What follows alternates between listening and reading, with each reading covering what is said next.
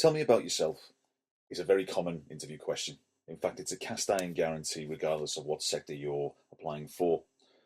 What you need to concentrate on here is your work experience, stating what you've done and how it is relevant to the job that you're applying for.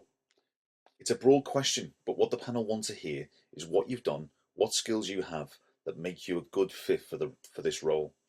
It's not about how many cats and dogs you have, or how often you go windsurfing, or how you like football. It's about the job, and it's about the skills and experience that you have that are relevant for that job. When answering this question, use the following acronym: EES, and that stands for Education, Employment and Skills. Now, the reason we're using an acronym and the reason we're using kind of a structured approach in this is just to manage your thought process. When you go into the interview, there are a whole host of things running through your mind. You can be very nervous, you can lose track of thought. But as I say, tell me about yourself is usually the first question you'll be asked. And it's always good, and it's good for your confidence if you can convey and get the message across first up. So, EES, Education, Employment and Skills. To start off with, I'm going to give you a poor answer to the question, tell me about yourself. This is something that I've heard quite recently at interview. I live at home with my girlfriend. I've just finished university. I did really well and now I'm looking for a job. Previously, I've done work experience in a museum for a year, helping out with some admin. I've also completed a couple of professional qualifications and I enjoy playing football and tennis in my spare time. The reason it's poor is because it's general. It does not say where the person studied or even what they studied. It does not state how the work experience gained in the museum could be related to the skills needed to be a particular role, for example, a salesperson or a retail. And that's really important, is how are your skills relevant to that particular job description and person specification. But all in all, it's a very general and it's a common answer that we hear at all levels, whether it be junior or senior. And it says a lot about the person's lack of experience and motivation when they come up with an answer like this. It's off the top of their head.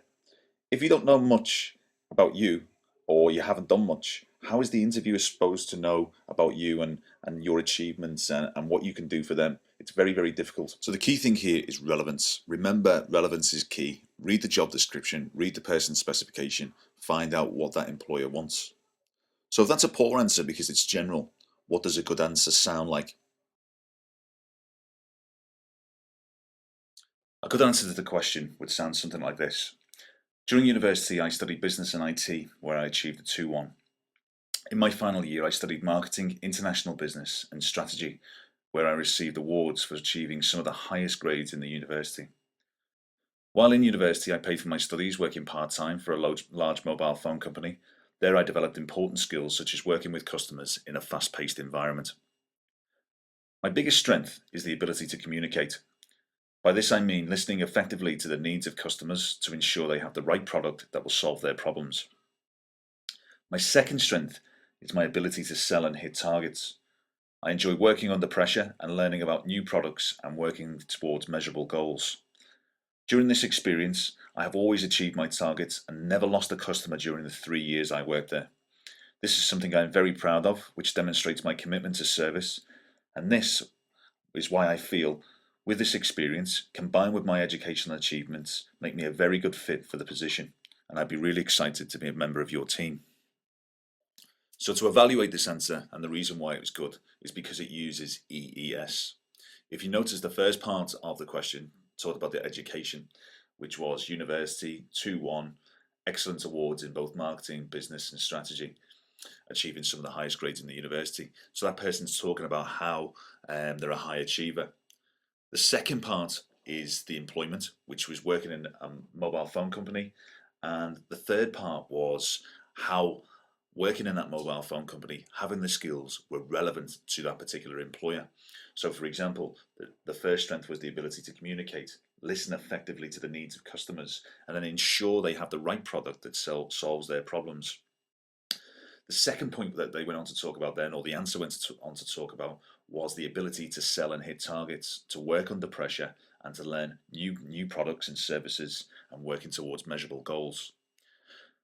One key point as well, which again is about an achievement, is that the answer talks about not losing a customer in 3 years. something very, very impressive. Again, it's putting these kind of skills in that you can offer. It's a benefit to the employer that you're talking to. And they talk about their commitment to service. So again, all these skills wrapped up are what people miss out on usually on this question, which is why on the first example it was very poor because it was general.